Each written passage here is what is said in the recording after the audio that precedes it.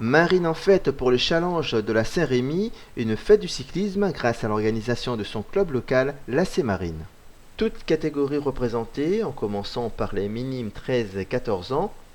Ils sont 3 au départ, dont la championne nationale, la Picarde Cassandra Lindauer de l'AC Pont Sainte-Maxence. C'est parti pour les minimes. Voilà. Merci derrière d'avoir patienté. Et puis on va laisser passer la voiture de la Croix-Rouge. Cassandra Lindauer qui est accompagnée de Auger Thibault.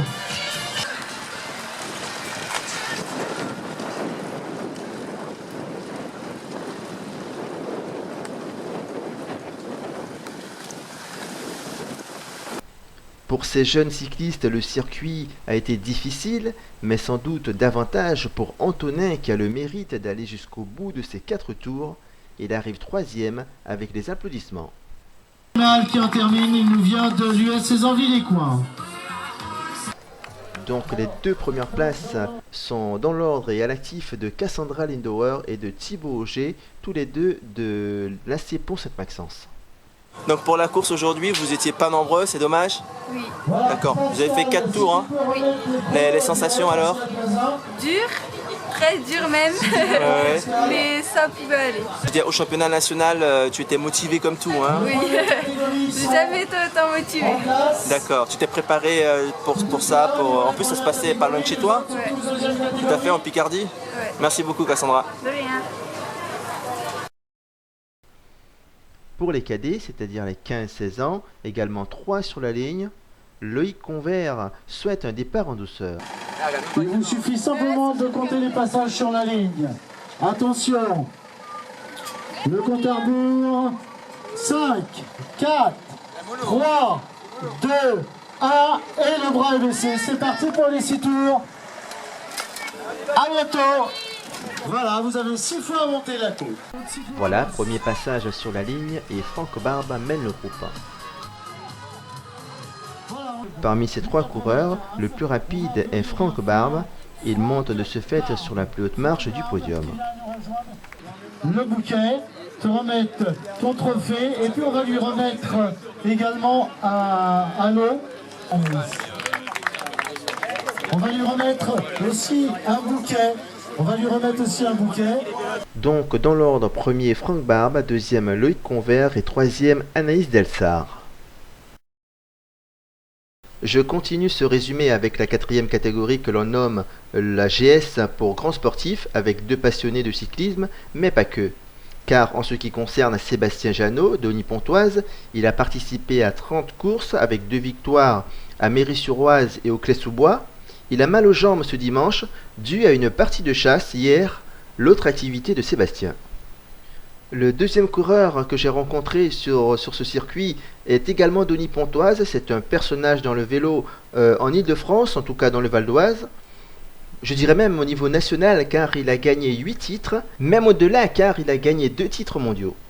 C'est le plus sportif des boulangers. Aujourd'hui vous êtes champion, mais dites-moi champion de quoi? Alors donc j'ai été boulanger pâtissier toute ma vie et il existe un championnat de France et un championnat du monde. Donc j'ai été champion de France 7 ou 8 fois, je me souviens plus exactement, dont cette année, le mois dernier j'étais champion de France. Mais sinon j'ai gagné le championnat du monde en Pologne en 2010. Et en France en 2012. C'est un championnat du monde qui sont par catégorie d'âge sur une épreuve sur route. D'accord, donc vous êtes allé à l'extérieur de la France oui, en Pologne. Pour aller gagner. Voilà. Ça a été un grand moment, dites-moi. Ouais, parce que ça faisait 20 ans que je faisais le championnat du monde dans différentes catégories, bien sûr. Et puis là, c'était une surprise et c'était bien. Ah oui, bravo. Et pour la course d'aujourd'hui, comment on se sent? Bon, ça devrait aller. En ce moment, je suis quand même bien, hein, donc ouais, ça devrait aller. D'accord. La grimpette, la côte ne vous fait pas peur? Non, parce que bon, elle fait peur à tout le monde, donc ça va être dur pour tout le monde. Donc je suis pas dans les plus mauvais, donc ça devrait se faire. Voilà. Merci beaucoup et bonne chance. Voilà, le départ est imminent en 4e catégorie avec tous les coureurs du club organisateur au premier plan. Voilà, premier passage sur la ligne et 3 coureurs tentent de partir en échappée.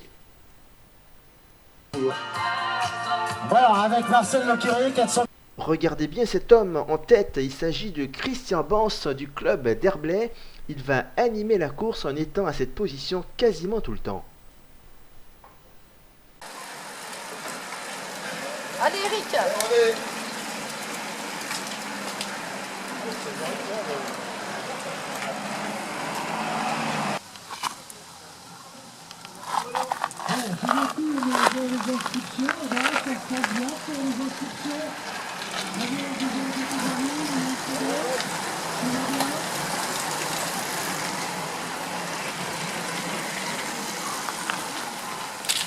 Quand je vous dis que Christian Bance était très actif, regardez-le encore sur cette pente alors que nous sommes bientôt à la fin de la course. Il vous reste 3 tours en GS. 3 tours. 3 tours en GS. Allez Michel, 3 tours en GS. On est à l'entame du dernier tour et regardez bien, Christian Bance est de nouveau en tête de course. D'ailleurs, il n'a pas quitté, je dirais.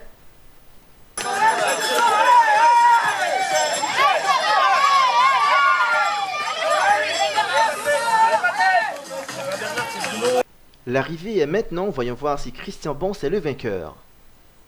Et non, c'est pas lui, c'est Gauthier qui s'impose sur ce difficile circuit que propose l'AC Marine.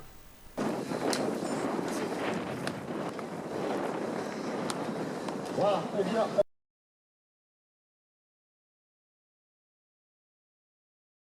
En troisième catégorie, j'ai rencontré Claude Rampal, le sociétaire de l'AC Caténois. Il a fait une bonne début de saison, il nous raconte. Alors Claude, c'est un circuit difficile, comment tu te sens? Bah, moi je suis bien, je reviens de faire pas mal de cyclo-sportifs là, donc pour grimper je pense que ça ira. Ça ira. Voilà. Ah, entendu. Et au niveau de la saison, comment ça a été? Bah pas mal, j'étais en 4, je suis monté en 3 et Bien. puis ça a été la saison nickel. D'accord, t'as fait beaucoup de courses en 3, t'es monté dernièrement? Non, je suis monté presque en début de saison. Oula. Voilà. Ouais. Je fais pas mal de courses en 3. D'accord. Merci beaucoup. Ok. Voilà. Et puis on va appeler maintenant les GS. Les minimes, vous restez derrière. Les GS, vous allez partir également pour les... Mais qui voit-on en tête au deuxième passage? Il s'agit de Serge Goffin, un champion départemental. Il a pris quelques mètres d'avance, donc le peloton n'est pas très loin. Goffin Serge qui nous vient de Fontenay. Derrière, eh bien, le peloton s'étire dans le haut de la côte. On est à 4 tours de l'arrivée et le récent vainqueur, le vainqueur 2013, Brian Pardo, mène la course.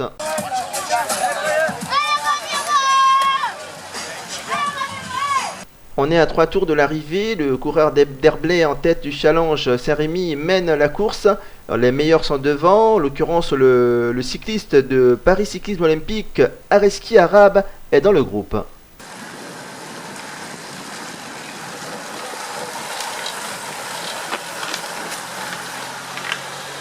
Paris Cyclisme Olympique est en tête du fait de son coureur Areski Arabe. Ici à Marine, il est parti donc seul. Va-t-il tenir la cadence et résister au retour du peloton et terminer en vainqueur? Voyons voir.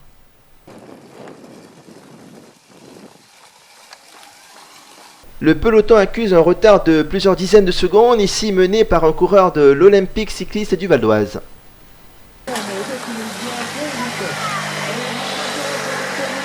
Mais rien à faire, le Parisien Areski Arabe, en plein effort, termine en solitaire, s'offre une belle victoire. Pour les places d'honneur, attention, le sprint derrière. C'est bien, Joanne.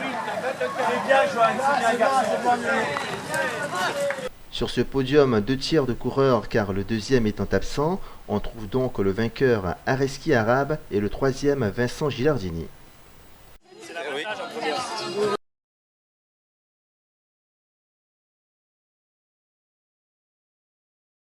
La course en première et deuxième catégorie va débuter dans quelques instants. Il faut préparer son dossage.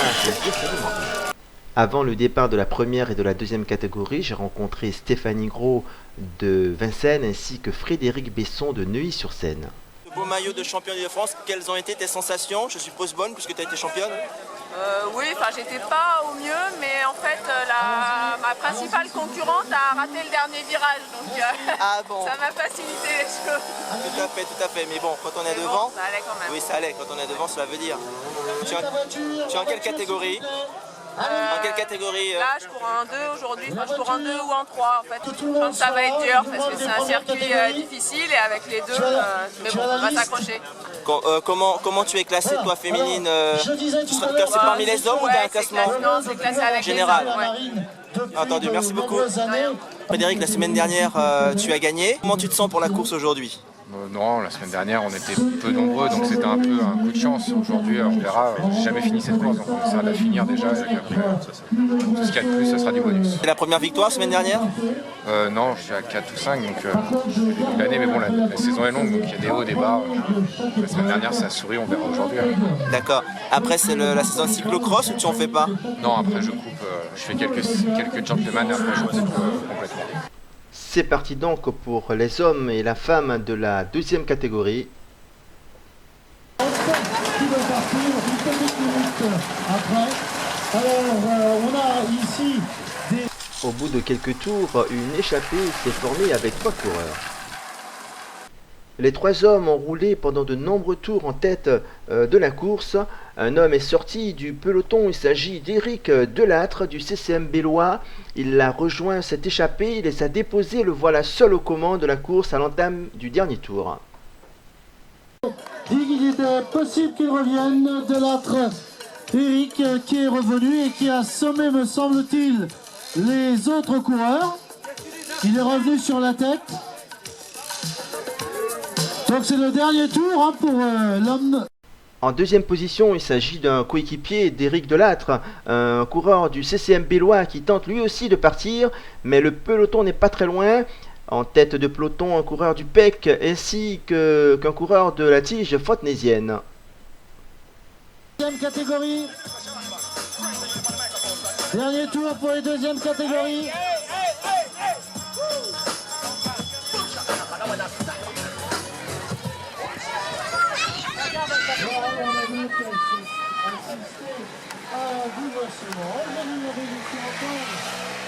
Éric Delattre a gardé sa belle cadence, je dirais, qu'il avait lors de son passage sur la ligne au dernier tour, à l'entame du dernier tour. Le voilà en train de franchir la ligne d'arrivée et de s'offrir une belle victoire. Le sprint est lancé, le sprint pour la deuxième place. 2 hommes à la lutte, Hurier ou Lebec. Qui va gagner la deuxième place? Hurier ou Lebec? Hurier ou Lebec? Et c'est Hurier qui prend la deuxième place. Circuit difficile. Raconte-moi comment tu as négocié ça. Alors, en fait, on avait une échappée de 2 coureurs qui a fait l'essentiel de la course devant. Donc il y avait un club, il y avait un coureur de Bellois et un coureur des Anvilles. Tout à fait. Donc on a contrôlé un petit peu derrière. Et en fait, on sort à 2, à peu près à 3-4 tours de la fin. Et donc, suite à ça, je m'échappe un peu tout seul. Et donc je rattrape les 2 devant et dans la foulée, tu les as déposés. Voilà, dans la foulée, je les dépose et d'accord. j'ai fait les 2 derniers tours tout seul. Donc tu avais de bonnes jambes aujourd'hui. Ouais, voilà, c'est ça. Il n'y a pas de temps mort en fait. C'est une longue montée et puis tout de suite derrière il y a une descente. Tout à fait. C'est jamais trop plat. Hein. Ouais, c'est sûr, ça descend. Il y a des faux plats dans la forêt là-bas. Ouais. Tu le connais le circuit? Oui, je l'ai fait l'an dernier aussi. Et, ouais. C'est vrai que pour une course de fin de saison, c'est difficile. Tout à fait. C'est la fin de saison, il n'y a plus de courses ou... Dans le Val d'Oise, c'est terminé. Il doit rester 1 ou 2 courses. Que tu vas faire? Je pense que je vais profiter de la forme que j'ai pour finir. Voilà, t'as bien raison. Félicitations encore. Merci. 1, 2 et 3. C'est parti. C'est parti pour les hommes de la première catégorie sur le circuit relativement difficile que propose l'AC Marine. Le premier tour a été effectué à vive allure et c'est le cycliste du VCNI Frédéric Besson qui est en train d'asphyxier de nombreux coureurs. Néanmoins, le jeune Clément Machpi, 17 ans du CC Formerie, reste dans le bon rythme. On voit aussi Mathieu Calia. Franck Dussenger, surpris, tente de revenir aux avant-postes, tout comme Cédric Godnech, le champion des Yvelines, et son coéquipier Vincent Lambert, entre autres bien sûr. Quelques instants plus tard, c'est à 9 qu'évolue l'échappée avec des coureurs habitués des premières places comme Dussinger, Godnech et Usiglio, pour ne citer que cela. Usiglio sera contraint de baisser pavillon d'ailleurs, si je puis dire, la chaîne cassée comme sur une étape du dernier Route de l'Oise. Dans le virage sorti en tête, Mathieu Calia semble ambitieux. Quelques tours suivants, l'échappée est à 7 et dans le faux plat qui succède à la descente, le champion des Yvelines, Godnech, tire le groupe et le jeune Clément Machpi est toujours présent. Pendant que certains coureurs, comme dans ce groupe, gardent espoir, pour d'autres, il n'y en a plus. Dernier tour, alors est-ce qu'on va avoir de la bagarre? Oh oui, j'ai l'impression que ça s'est accéléré. En tête, on a... Du peloton et au fil des tours s'est formée une échappée à 9 puis à 7 et maintenant combien sont-ils? Et qui garde encore espoir? Qui sont pronostiqués pour la victoire? En tout cas ils sont 4. Avec effectivement Franck Dussinger qui l'emmène. Ils sont passés à 4 à l'entame du dernier tour, l'arrivée est imminente. Vont-ils se faire un sprint à 4 et 2 noms sortent du lot selon le speaker? Il s'agit de Franck Dussinger et de Godnech, voyons voir. Erreur messieurs, désormais il faudra compter avec Mathieu Calia du VC Neuilly. Il a déjoué vos pronostics par une belle victoire. Et deuxième, le 123 Dussinger. Le 103 Machpi Clément. On le retrouvera sur le podium tout à l'heure. Bravo Jean-Pierre, tu fais ça? C'est ça. Donc je vous rappelle, qui nous vient de Neuilly pour la deuxième place. Alors là, le 123 ils ont donné tous les noms, sauf le tien. Et pour la troisième place. Pardon, qu'est-ce que tu as dit? J'ai dit que le podium, il donnait tous les noms des favoris, sauf le sien. C'est vrai, c'est vrai, Bravo, Je Mathieu. vous retrouverai tout à l'heure sur le podium. Alors, ne vous éloignez pas les 3 coureurs de première catégorie qui viennent d'en terminer. J'ai besoin de vous pour le podium. Je pensais aussi quand on est parti après la roue. Tout de suite après l'arrivée de tous les coureurs de première. On va essayer de faire très vite. Bah Franck, c'est bien mieux que la semaine dernière? Ouais, j'aime bien cette course. Ouais, t'as gagné l'année dernière. C'est une course dure et Voilà, on a je me sens bien toujours sur cette course-là. Et là, il m'a eu, il a attaqué, il m'a attaqué à un endroit. Je pensais que Clément, ils allaient pouvoir y aller et puis Il n'a pas pu. je pouvais gagner, hein, j'avais la force de gagner. Et il a démarré, puis on s'est regardé un peu derrière. Et... Ouais. C'est ça. Ça sera pour la prochaine, alors l'année prochaine. Là c'est la dernière donc. L'année prochaine? Ouais, l'année prochaine. Ouais, c'est dommage parce que. Tu te sentais bien? Ouais, je me sentais bien. Ouais, c'est vrai. Ah, c'est vraiment pas de bol. Ok. Je comptais trop sur les autres, je pensais que les autres ils étaient bien, puis arrivé là ils étaient pas bien. Et il a démarré. Là où tu te retournes, tu fais de la roue libre. Voilà. Ok. Bravo Franck. Sur le podium final, donc, Mathieu Calia termine au premier, deuxième Franck Dussinger et le jeune Clément Machpi, 17 ans, termine à la troisième place. Et pour le prix d'équipe, les hommes d'Herblay ont fait sensation et l'emportent. La cafetière, je peux peut-être Ok. Le deuxième Godnech Cédric, 5e. Allez, c'est symbolique. Parce que c'est un petit club avec le président aussi qui est présent. Parce que bon, vu le nombre de coureurs qu'on a, en 3 mois de temps, là on a récupéré 5 victoires et c'est le 4e prix d'équipe. Donc bravo.